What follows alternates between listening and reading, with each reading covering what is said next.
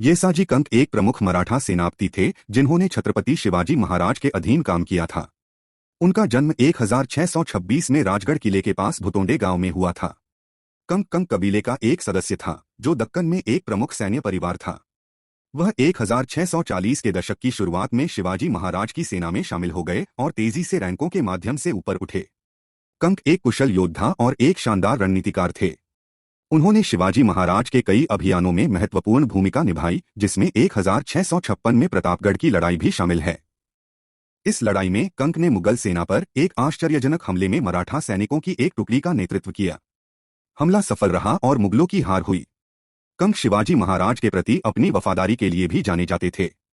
वह 1680 में अपनी मृत्यु के बाद भी मराठा राजा के प्रति वफादार रहे। कंक ने शिवाजी महाराज के पुत्र संभाजी महाराज के अधीन मराठा साम्राज्य की सेवा जारी रखी। 1689 में मुगलों से लड़ते हुए उनकी मृत्यु हो गई। कंक को 17वीं शताब्दी के सबसे प्रमुख मराठा सेनापतियों में से एक के रूप में याद किया जाता है। वह एक कुशल योद्धा, एक शानदार रणनीतिकार और मराठा साम्राज्य के एक वफादार सेवक थे।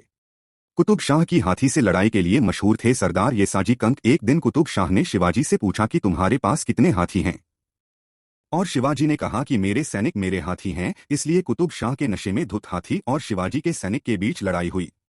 शिवाजी ने सरदार येसाजी कंक को चुना क्योंकि येसाजी 7 फीट लंबे, अच्छे योद्धा और अपनी सेना के शक्तिशाली सरदार थे। येसाजी कंक हाथी से लड़े और सूंड काट दी।